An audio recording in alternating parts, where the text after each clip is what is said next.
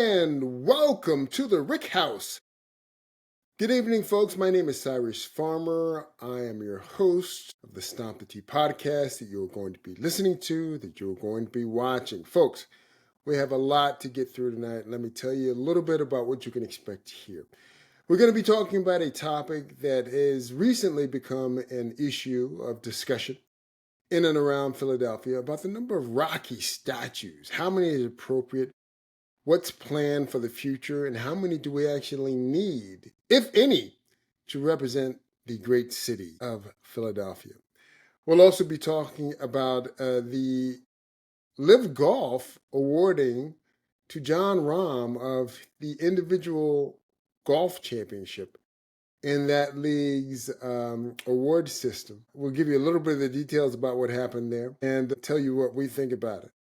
And of course, we're also going to be using this last segment to discuss our end of summer series, Iconic Sports Themed Music. And we have a big one for you tonight. I think you're going to enjoy the story behind One Shining Moment, the theme music to the NCAA tournament and CBS's coverage of the Final Four.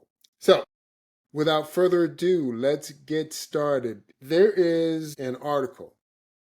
I shouldn't say an article. There was a column written this past week in the Philadelphia Inquirer. It was written by Stephanie Farr, and the title of the article is, "Why is Stallone's Rocky statue still at the top of the Philadelphia Museum of Art's steps?" The subtitle for this column is, "No matter how you look at it, a statue of Rocky is a statue of Sylvester Stallone." Okay. Folks, let me give you a little bit of background into this whole issue before we dive in. The Rocky statue that is currently sitting atop the steps of the Philadelphia Museum of Art, it was originally unveiled this latest time. It was unveiled on December 3rd of 2024 as part of the Rocky Fest celebration that gets held here in Philadelphia. I don't know if it's always been held here. I don't know what year this was for the Rocky Fest, but I do remember going by the Philadelphia Museum of Art, seeing the statue at the top of the steps, seeing all sorts of Rocky t-shirts and paraphernalia for sale.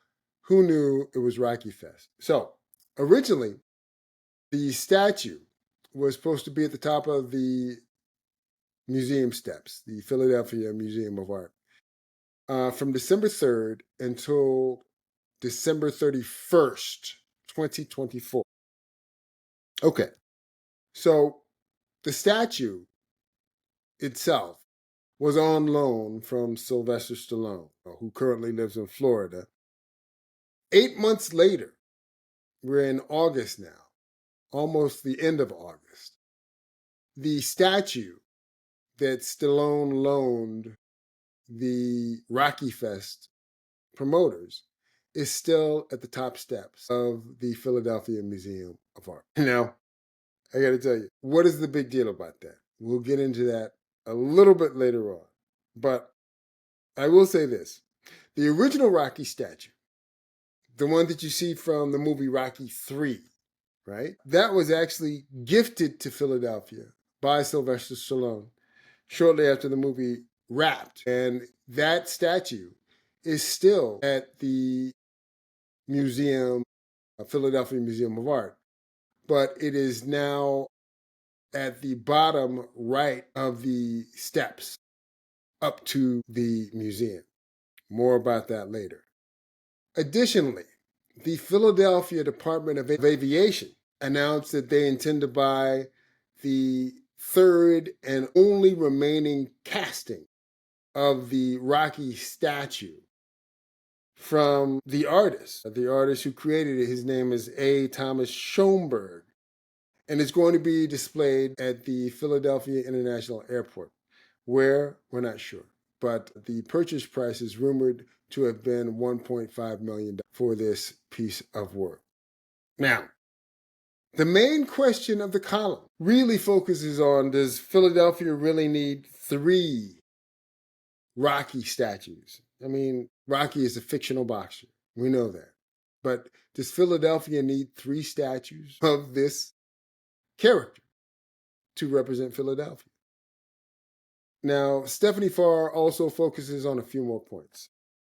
The first point that she focuses on is that, yes, Rocky is a fictional boxer, and 3 statues is a bit much of a fictional character. Not to mention the fact that, to my understanding, all 3 statues are the same, the same statue, essentially. So there's that. A real boxing Hall of Famer, Joe Frazier, who made Philadelphia his home, only has 1 statue here in Philadelphia, and that's down by the sports complex. So her point was, Rocky, 3 statues, Joe Frazier, 1 statue.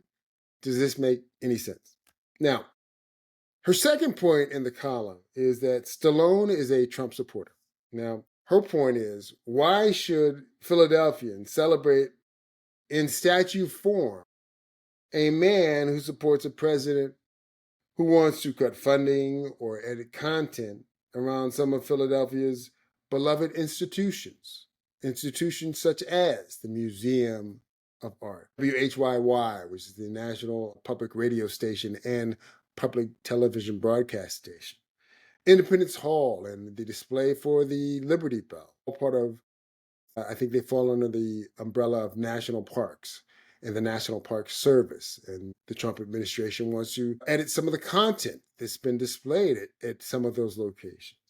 Now, the third point that she makes is also the point that is the subtitle of the article, of the column, and that a statue of Rocky is a statue of Stallone, and why display 3 monuments to this man.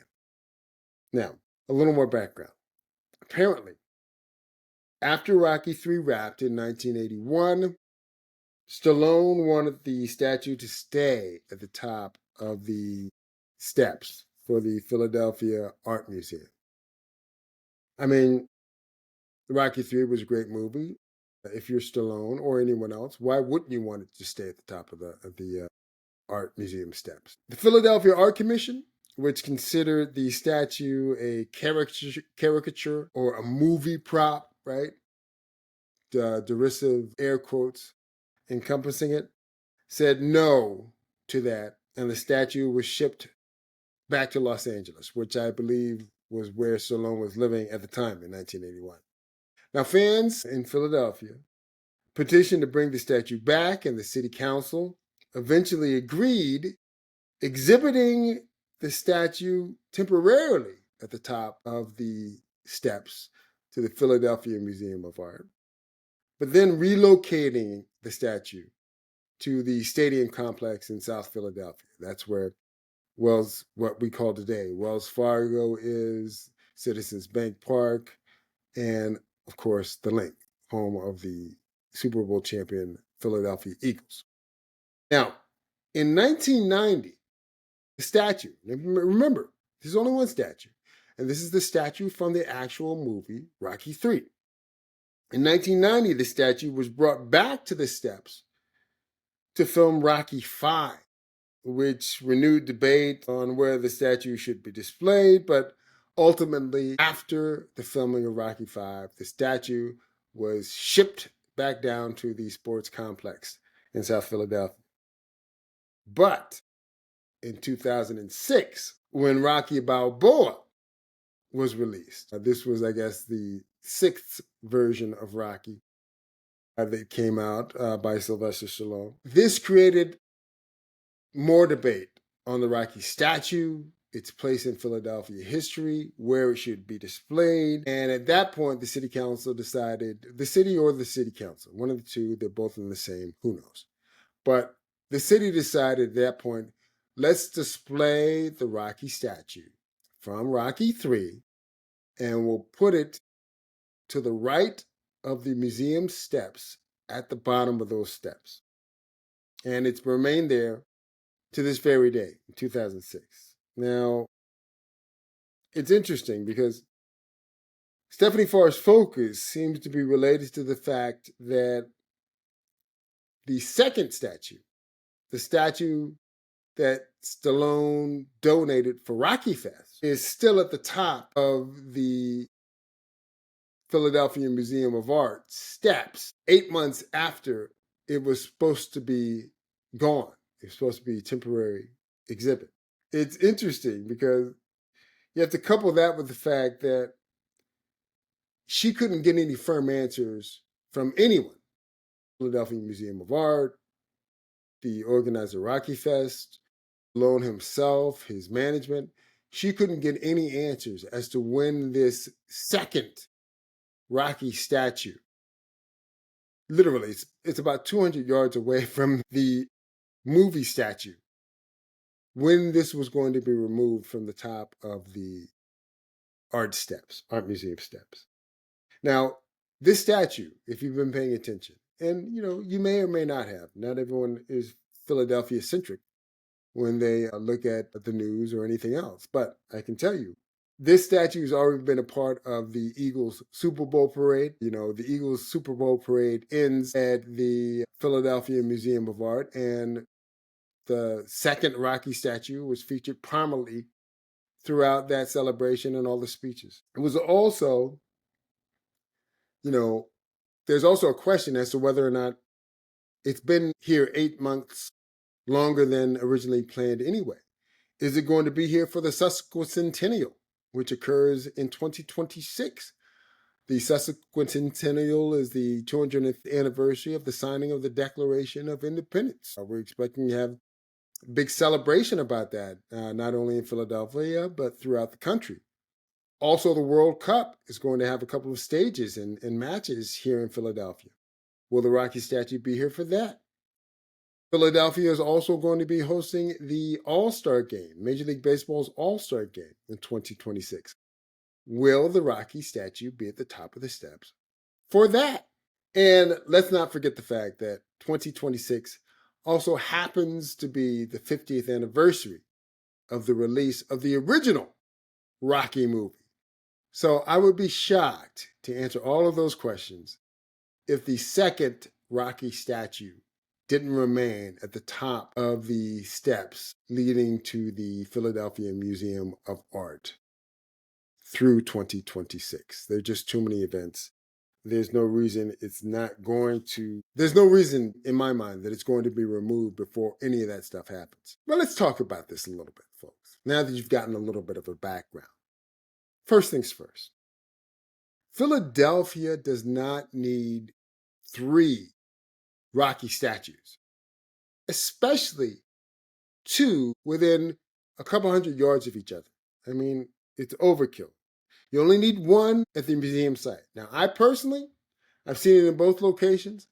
I happen to think it looks better at the bottom right of the steps to the museum. It's a little more standalone there, and it makes it much easier for tourists, residents, whomever, to get pictures and take selfies of themselves or pictures with friends and family with the Rocky statue.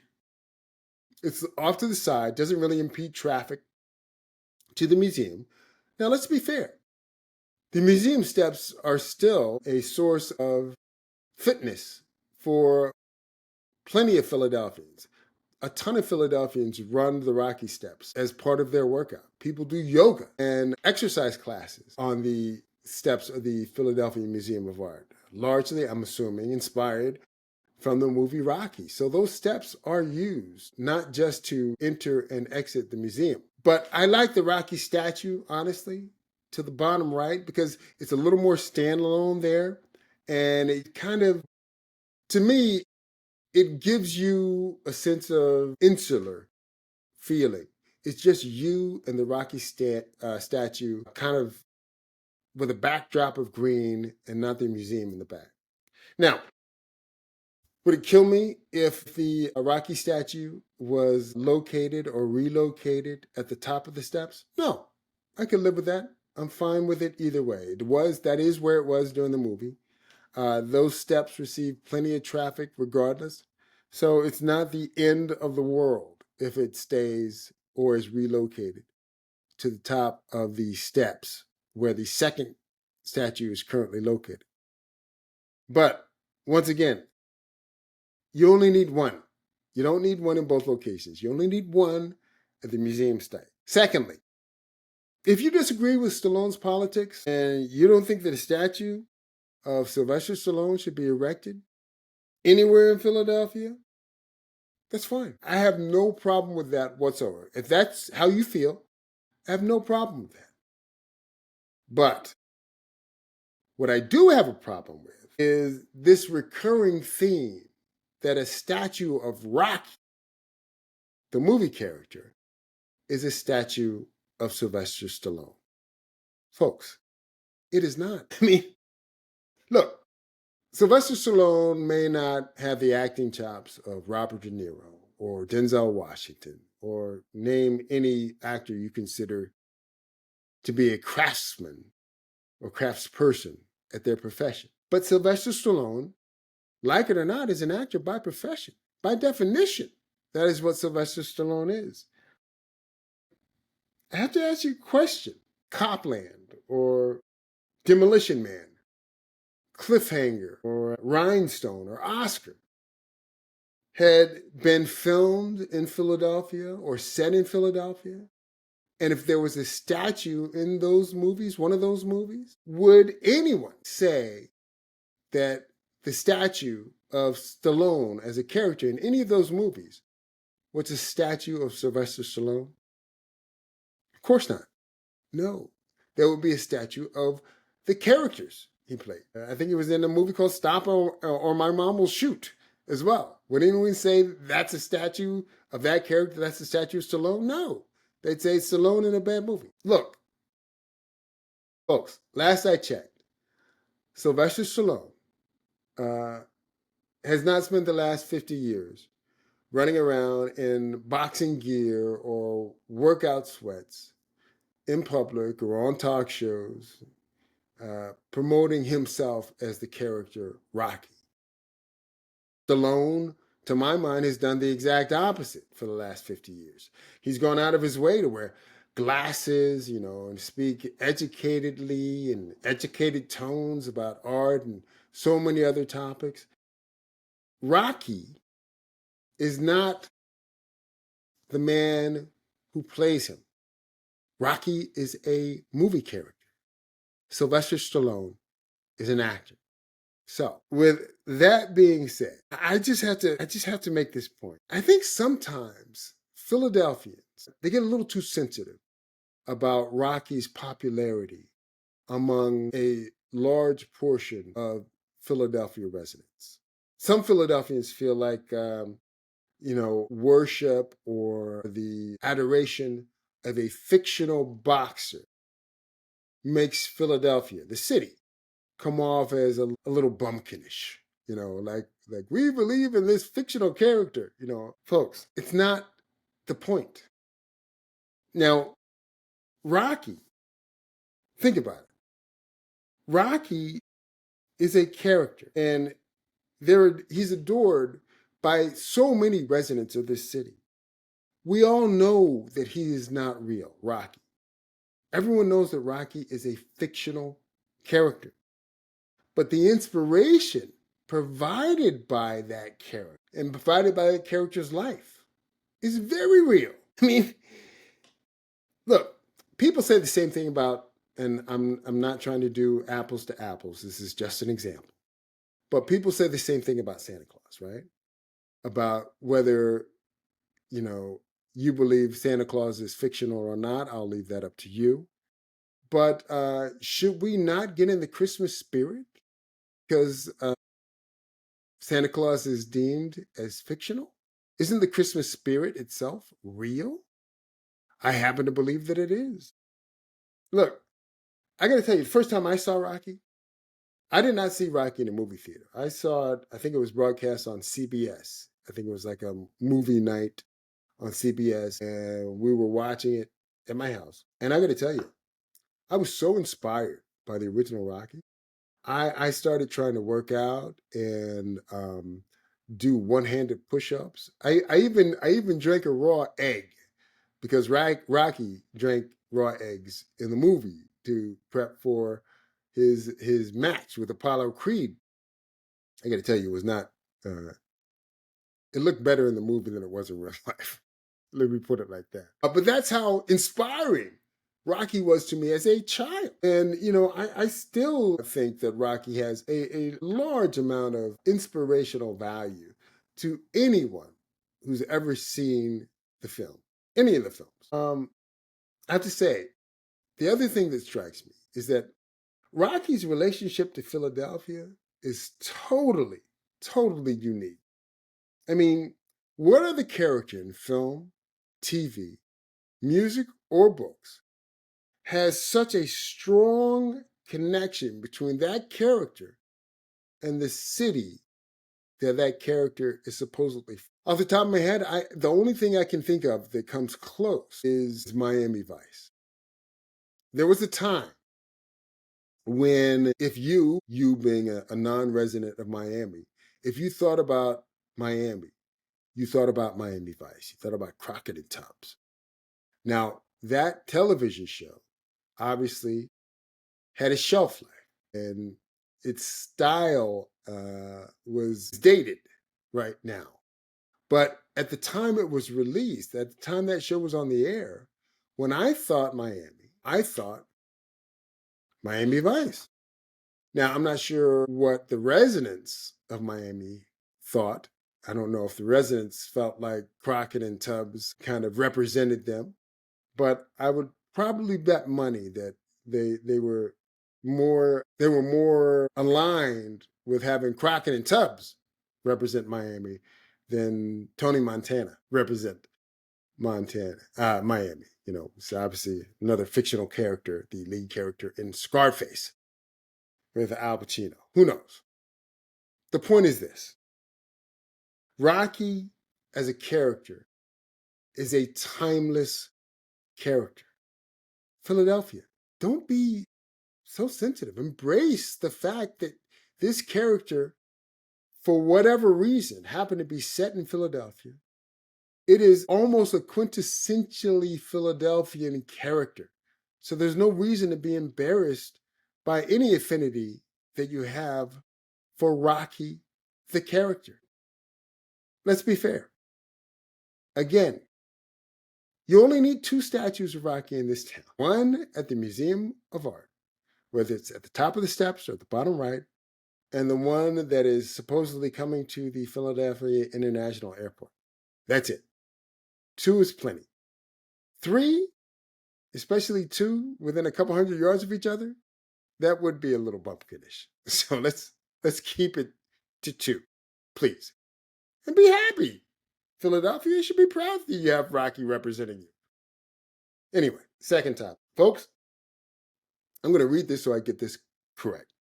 Jon Rahm, this past week, won the LIV Golf Individual Championship, along with an $18 million bonus and a individual championship ring. This is Jon's second ring. He won it for the second straight season.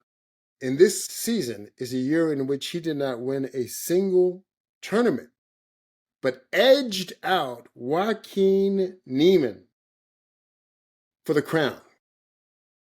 Just so you know, Joaquin Niemann won 5 tournaments on the LIV Golf 13-week season this year. Folks, I got to tell you, this is why I cannot, under any circumstances, take LIV Golf seriously. I mean, are you kidding me? Are you kidding me? It's a 13-week season. Rahm doesn't log any wins in the 13 weeks. Niemann wins 5 times. He literally won almost 50% of all the tournaments in the season. And Rahm, whom I like, gets the individual championship and the $18 million bonus. Figure it out. Figure it out. Jon Rahm, his 13-week season, he had 4 runner-up finishes in this season, right? Including the last 2 events, he had 2 overtime losses, 2 extra hole losses in the last 2. So those were 2 of his 4 runner-up finishes. He was only outside the top 10 one time out of 13 starts. And then that one time he finished outside of the top 10, he was tied for 11th in Dallas, their Dallas event. Now, here is a quote from Jon Rahm upon winning his second straight individual championship of LIV Golf. The quote goes like this: "It's a great moment, but it just doesn't feel great to finish the year losing 2 playoffs. I'm sure over time I'll get over that, and I'll really appreciate what I've done this season. To be able to win the season without actually winning a tournament, I know I'll be proud of that." End quote. Folks, I mean, I think when he's even saying this, you give him credit for getting the words out. But I think even as Jon Rahm is saying these words, you get a feeling that I don't want to put words in anybody's mouth. But Jon Rahm is like, oh my gosh, why did I come to LIV? Why did I come to LIV? This whole thing is a joke. That's my opinion. Not putting words in John's mouth. All right. Niemann, he finished tied for 4th in the last event of the season. And that was his only time all season long in all 13 events that he finished in the top 15 without winning. So let's do the math. He won 5 times. He finished tied for 4th in the last event. So 6 out of 13 times, he either won or finished in the top 15. 50%, very close. 50% rate. Now, here's another quote from Jon Rahm that I think you'll get a kick out of this. Jon Rahm says, "One could argue that he, Joaquin Niemann, was probably the more deserving guy to win this. But we have the point system that we have, and somehow, I don't know how, I managed to pull through and get it done." No truer words were ever spoken. Look, if you're Jon Rahm, you're in a tough spot. I mean, they're going to give you $18 million bonus. You're going to get another gaudy piece of jewelry that's supposed to represent a championship ring. You know, you don't turn down stuff like that out of pride or, propriety or anything like that. Someone's going to give you $18 million, you take it. All right. That's literally the large part of the reason he went over to LIV, to secure more funds for his family. So congratulations. That's great. I mean, all the credit in the world. Just a little background on the LIV Golf scoring system that Jon Rahm referenced. The point system at LIV Golf gives 40 points to the winner of an event, 30 points to the runner-up, and on and on and on till you get to the top 24. Once you get past 24th place in LIV Golf, you will not earn any points in their point system. Now, LIV Golf has heard a lot of the commentary about how can Rahm win when the individual championship when Niemann won 5 times. Okay, so they put out an article on their website, a defense of Jon Rahm winning, and they compare it to Rory McIlroy winning the DP World Tour's Race to Dubai back in, I believe, 2022. Now, in that competition, Race to Dubai is kind of like the DP World Tour's version of the FedEx Cup, right? Rory had 10 starts in that Race to Dubai, their playoffs, and he didn't win a single tournament in that. But he only finished outside the top 10 once in those 10 starts. And that one time he finished was a tie for 12th in Abu Dhabi. Now, in that same season, 2022, Jon Rahm won twice in the 9 events that he played for the Race to Dubai, but he had 5 results that were worse than Rory's lowest finish. Hence, Rory wins the race to Dubai on points in 2022 without winning a tournament.